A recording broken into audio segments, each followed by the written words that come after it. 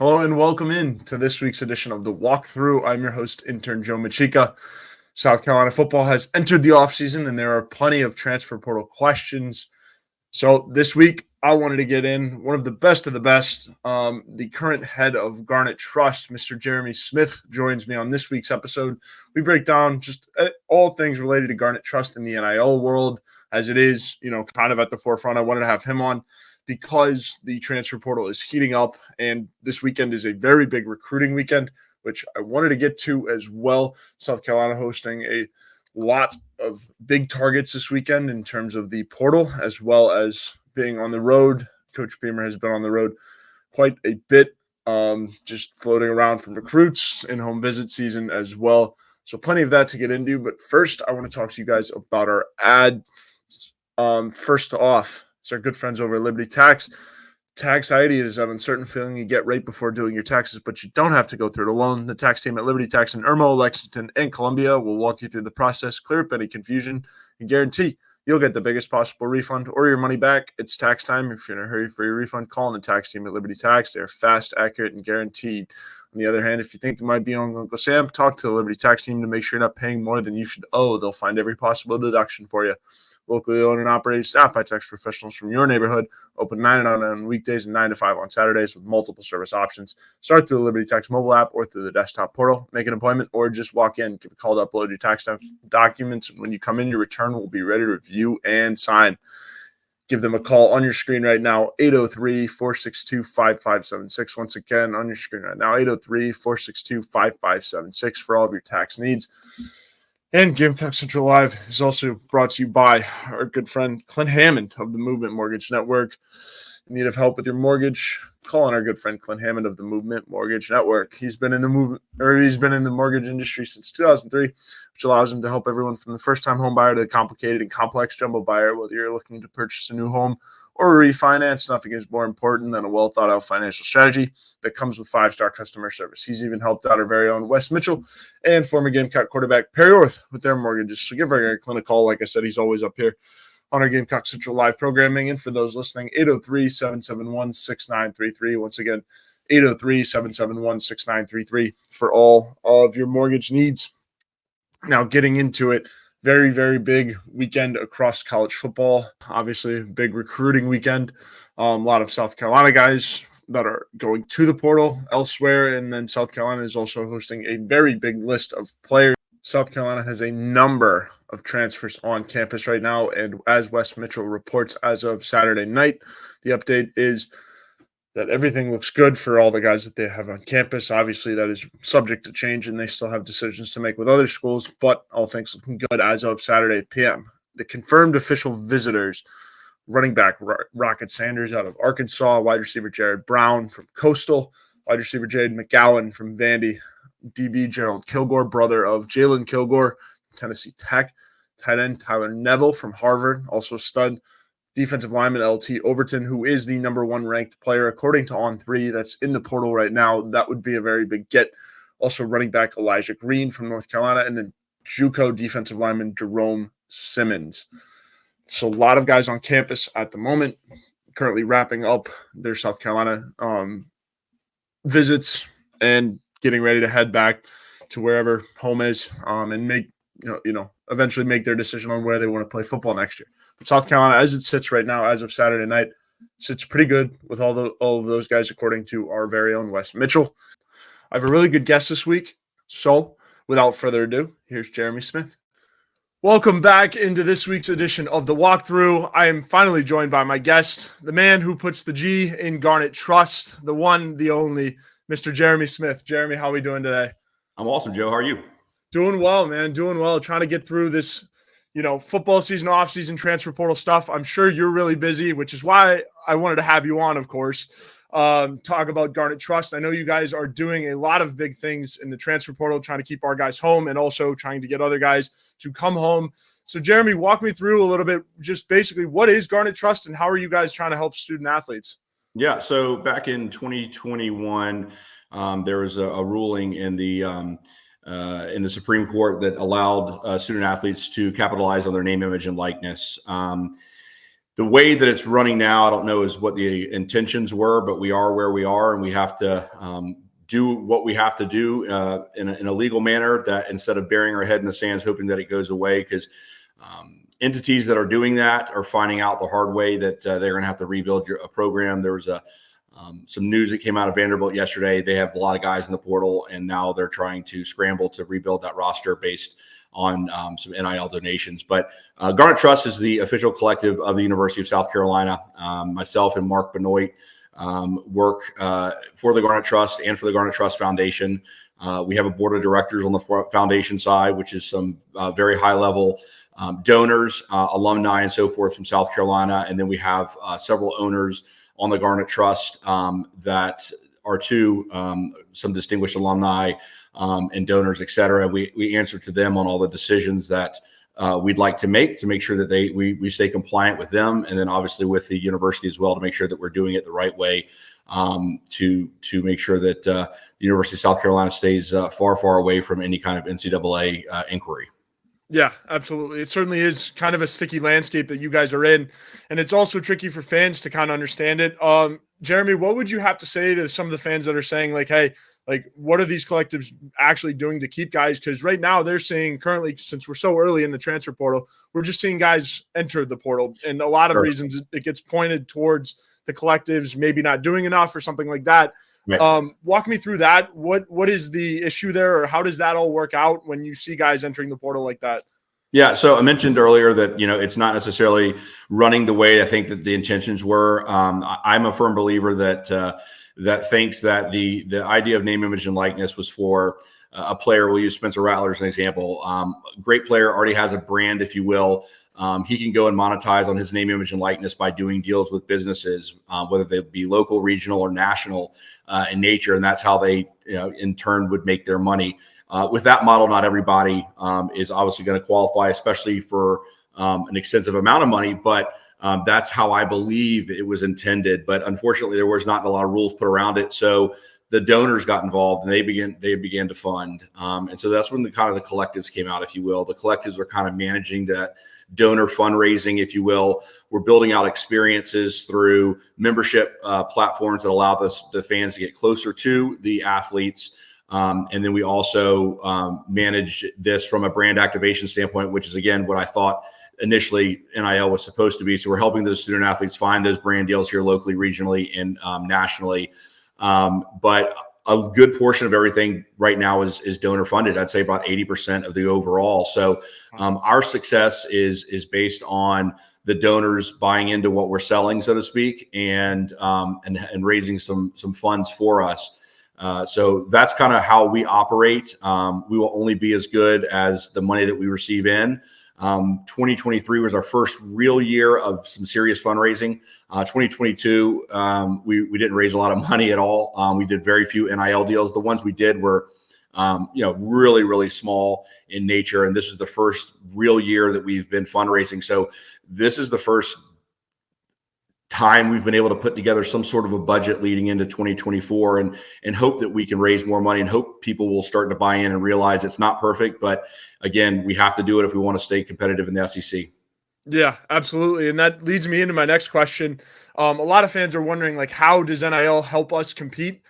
Because the portal is so wide open, the Juice Wells situation gets thrown out a lot as a bad example for NIL and stuff like that. But walk me through that. What is Garnet Trust's pledge, I guess, or commitment to help South Carolina athletics compete in the SEC? Yeah, absolutely. So since we're in the portal for football, I'll take that as sport as an example, even though we work with all the sports at USC.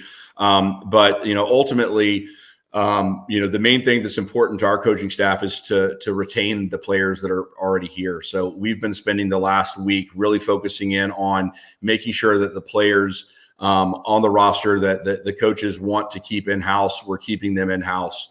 I think we've been pretty successful on that so far. There's a few more pieces we have to put together.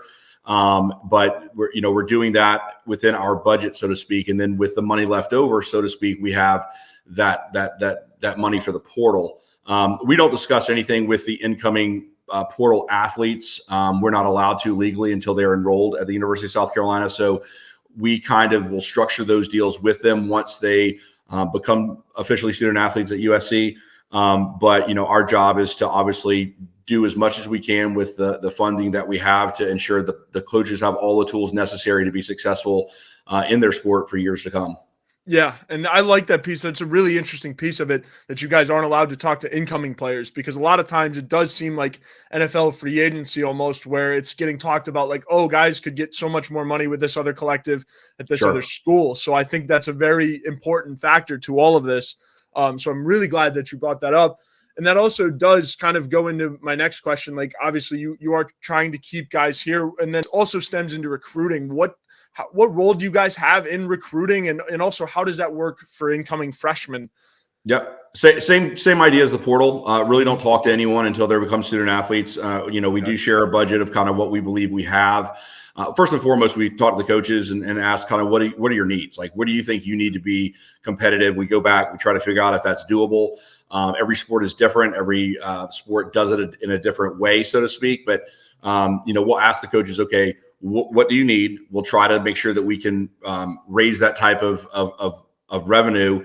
If we can, then we, try to figure out what somebody in a certain position group, whether it be a portal or incoming recruit, what their value might be. There are some historicals. I do work with a lot of my counterparts in the industry at other schools, just like coaches talk, we talk as well. We can kind of get a good idea, baseline of what they're paying for maybe a specific position, a starter, a backup.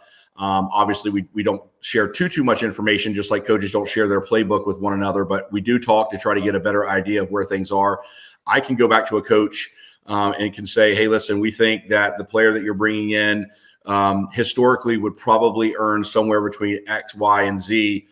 There's no guarantees to that, but if they ask, what would somebody in my position group potentially get paid, we can talk from a historical perspective. And I say the coaches can. I technically can, but I just feel that it's cleaner for us to stay separate in case there's any anything that's misunderstood or misinterpreted. We don't want to have any issues, like I said, with the NCAA or even our compliance department at the USC. Yeah, absolutely. And again, that's another big detail in all of this, because a lot of it, to the fan standpoint at least, is left up to ambiguity and just kind of like deciphering from what everybody hears. So I'm glad we can get the clarification on that, and that it is kind of theoretical, if you will, and the communication lines as well. That was good to clear up. Jeremy, I don't know, I'm sure you've read through it a little bit. The NCAA came out with a new proposal for NIL and just kind of a landscape structuring thing. And from what I've read through yesterday, it is pretty advanced, pretty deep. But so fans, obviously, who have questions about that, what can you kind of tell them, and how will it shift or affect Garnet Trust and South Carolina NIL athletics going forward? Yeah, nobody knows. I did ask a lot of my colleagues in the industry what their thoughts were on it. To make what Charlie Baker proposed, the Congress is going to have to intervene and write law to support that.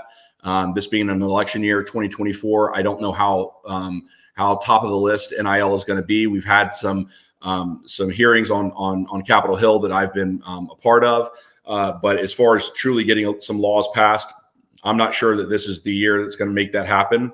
Yeah. I think overall the idea that the school could ultimately pay the student athletes, I think that's where we're headed anyway. Mm-hmm. How that looks, I know right now the most of the universities and most of the athletes don't want to be considered employees. There's a lot of strings that are attached to that. Yeah. So I think that part of the law that they want change would keep the students from becoming employees and allow them to kind of stay as independent contractors, if you will, which is kind of how we see them and how we pay them and so forth. But right now, it seems like it was a proposal that's going to probably go nowhere. It doesn't seem like the conference commissioners even knew this was coming, and I think that kind of pushed them off a little bit. But I think right now we're in a world of people just putting things out there to kind of see what it does and see what kind of people grab onto it or push back on it.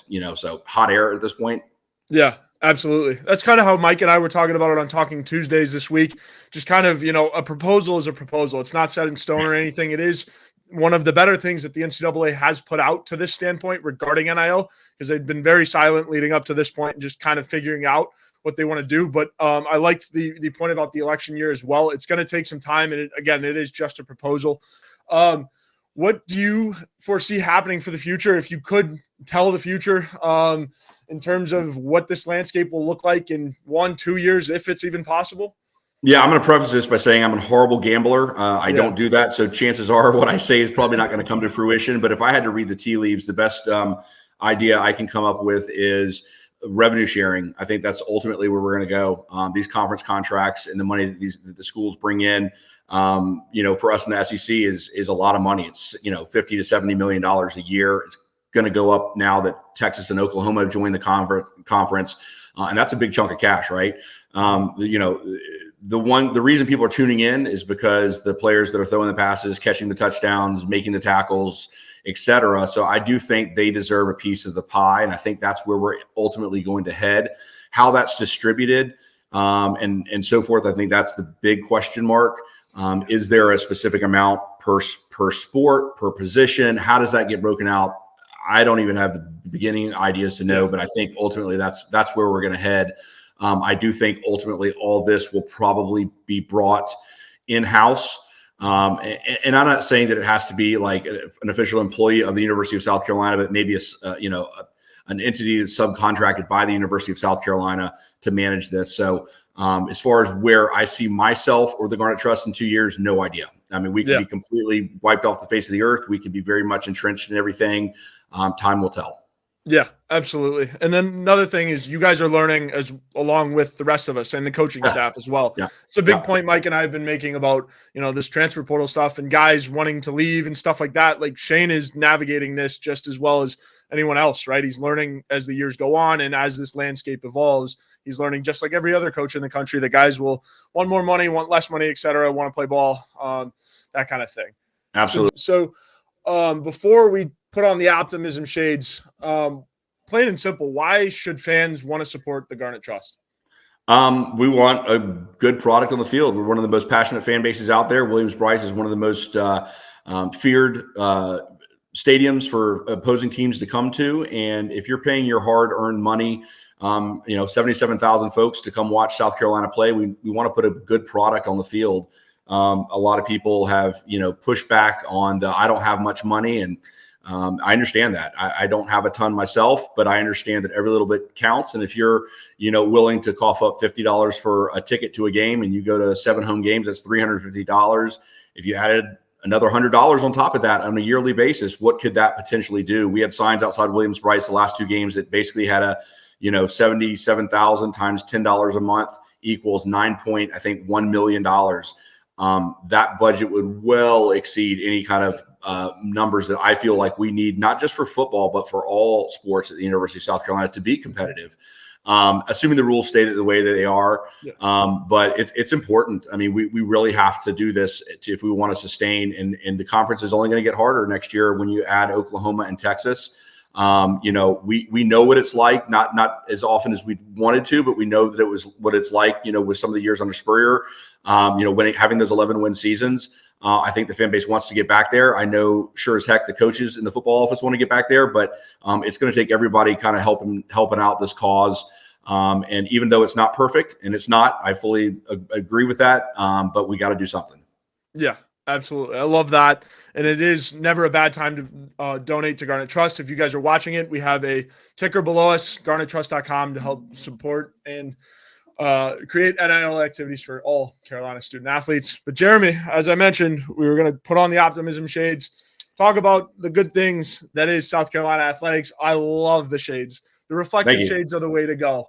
Yeah, these are my saltwater flats fishing shades, so I can see the fish and so I can get them. I love it. Yeah, my dad's a big fly fisherman, so we'll have to talk after we wrap things up, talk some fishing. But Jeremy, as we do every week on this show, we'd like to put on our shades and talk about the good things happening around South Carolina athletics. You have a very unique perspective in the community of South Carolina athletics. What, from your perch and from your perspective, can you see that excites you about South Carolina athletics, and what makes you excited to be a Gamecock? I think we have an awesome group of head coaches on all sports. They all think very similarly in how they structure their programs. Culture is not just something that's talked or lived by in the football building. It's the same in men's and women's basketball. Coach Staley has done a fantastic job. Obviously, she's a legend in what she's been able to do on the women's basketball side. I know this is Coach Parrish's second year, but it's very similar mentality there as it is with football. I mean, going to men's and women's soccer, softball, baseball. Yeah. I mean, track and field with Coach Hall, the new coach from Kentucky. I mean, I really think that we have an awesome foundation of coaches here at USC. And I'm just super excited to see how that translate onto the field or on the court or on the track here in the next few years. There's a lot of love here. And I know a lot of people kind of have recently kind of pushed back and made a little fun of that because the football team didn't have the year that they had hoped. But trust me, that's what's going to sustain us long term, is to have a good culture where people feel welcomed, where they're loved, where they know that their coaches and their teammates are going to always have their back. Yeah, absolutely. I love that point because, like, as a member of the media, we get to see these coaches' personalities and pressers every week. And I do think that South Carolina, across the board, from Tony Annan to the Smiths to everybody across the board in South Carolina athletics, is a very good coach and a very good fit for the city of Columbia, falling in line with Coach Beamer, Coach Staley, all of the presidents that have been set up until this point. All of the coaching hires that Coach Tanner has made have fallen along the lines with the culture fit at South Carolina. So I love that point. And it is good to hear coming from your perspective, dealing with coaches in and out, trying to figure out the whole NIL side of things. So Jeremy, that was an awesome optimism shade segment. As we take off our shades, come back down to planet Earth, unfortunately, as we are here back again. Jeremy, I did have one more question before I let you plug everything. And okay. It is also kind of on the minds of fans as well. Carolina Rise and Garnet Trust coexist. Yep. Can you offer me an explanation of the difference between the two? Are you guys working together? How does it work and how can they coexist? Yeah, absolutely. So, we absolutely coexist. I work very hard and directly with Carolina Rise. We have conversations sometimes daily on how we can help each other out. The two entities came from two different media brands. And I think that's, the biggest difference between the two. But we understand that we both are very much Carolina faithful, and we want to do what's best for the university. So we definitely put any kind of ego aside to work and do the best thing possible. So yes, we definitely coexist. We definitely work together. They help us in some areas that we need help, and vice versa. We help them in some areas. It's not a perfect world. Again, when it comes to fundraising, there's some months one entity is better than the other, but we're all in this together. So we do the best we possibly can. But yeah, we're working together. I think eventually you're going to see, one collective, and we're working on that, but we want to make sure the timing is correct as well. Yeah, absolutely. And that is really exciting stuff. Is we've all heard rumblings and everyone wants to say, why can't they just become one? Well, you got your answer. It is in the works, and hopefully at the right time it does come. So Jeremy, again, before I get you out of here, you want to plug everything? Yeah, absolutely. So, talking about the fundraising and it being so important for the donors to give, we have an awesome opportunity right now. We had a anonymous donor pledge $1 million match, dollar for dollar, up to $1 million for the money that we could raise up until December 20th, which is signing day. So we ask everybody, $1 means $2, $10 means $20, 100 means 200, and so on. This is a great opportunity. If you can give, go to GarnetTrust.com. If you want a tax write-off, go to GarnetTrustFoundation.org and donate there. And if you can't make the pay that money today, but you'll be able to later in 2024, make a pledge. That pledge is going to count towards it as well. Some people know that that's when their bonus checks come out, and they usually get X amount of dollars, and they can set whatever aside. Every dollar does count. It means a lot. Last night, a few of the fans, did some stuff for the men's basketball game based on 3-pointers or times they mentioned certain players and things like that. And I think there's about $1,500 raised with the match just from doing that. So I love the creativity. I love the embracing that the fan base is going. So definitely it's a great time to participate in that through December 20th. If there's any questions, you can always email us at info@garnettrust.com. And then one more thing before I leave, and I mentioned this on the radio show today on 107.5. We want to bring the fans closer to the players and give them experiences, because not all people get to spend time with a Spencer Rattler and Nick Harbor or Debo Williams or whoever it might be, right? Yeah. So we're going to do a flag football tournament. I think we're targeting sometime in February. It's going to be each corporate entity, or heck, a group of fans, if they want to, can put together a flag football team. And there's going to be 2 USC football players on the team with them. So they'll get to play, throw balls to Nick Harbor, or catch a pass from Lenora Sellers, or whatever the case may be. So it's going to make it really, really fun for the community, for these businesses, for the fans to get out there and help us raise some money so that we can be more effective in the NIL space here at Carolina. Yeah, absolutely. I love that. And the flag football tournament sounds awesome. My buddies, I'm sure after they see this episode, are going to be talking to me about trying to get a team in, something like that. And I'm also glad that you brought up the fans that were doing the unique stuff for Garnet Trust last night for the basketball games. That was huge. I liked all of it. I thought it was really, really, really cool to see them doing that. Shout out to those people. There's too many people to name, but you know who you are. So shout out to you. So that I thought that was huge as well. And I'll just leave this one piece that I understand there's frustration in the fan base, and there's days that we are happy Gamecocks, and there's days that we are very unhappy Gamecocks. But having the chance to get to know these athletes on a personal level, I know they're giving their all, they're busting their tails, and some days it doesn't go right. Some days they miss the tackle, some days they miss the catch, they miss the throw. And they're all human, and they all make mistakes just like we all do. And I just ask our fan base to be patient and understand that these young men and women, whatever sport they're in, are working their absolute tails off to put the best product on the court and field. And hope people take a deep breath before they put things out on social media bashing somebody. There's always more to the story. Yeah, absolutely. I love that. And that's a really good note to end that on, because, there always is more to the story. And, always think before you tweet. Don't tweet at the recruits, especially.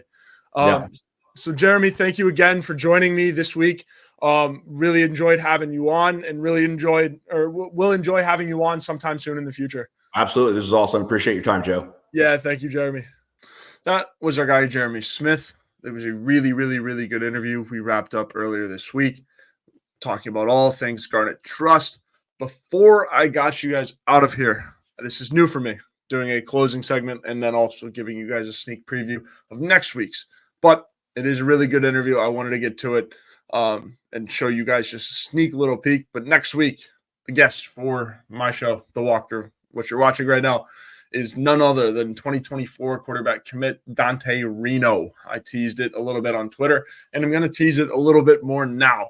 Dante, it was a great interview. The full interview will be coming to you guys next week as a part of this show. But here is a little sneak peek of my interview with Dante Reno.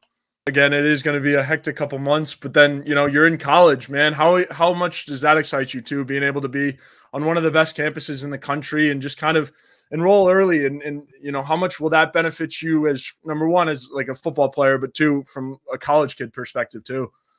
Yeah, it's obviously great. Columbia is a great city. Like you said, it's a great college town. I know a lot of people from up here, the Northeast, go down there to Carolina.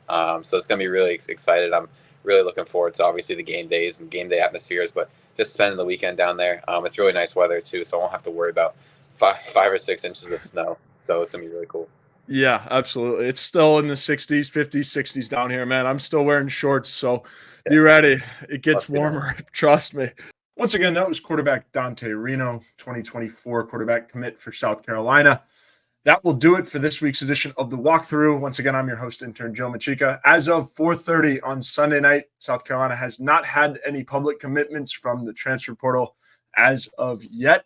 But again, stay tuned to all things Gamecock Central, GamecockCentral.com for all things South Carolina and all things transfer portal recruiting. Chris and Wes are doing a great job, and Mike as well. Everybody at Gamecock Central doing a great job keeping up with all of your transfer portal news. But once again, thank you guys for tuning in, and enjoy your week.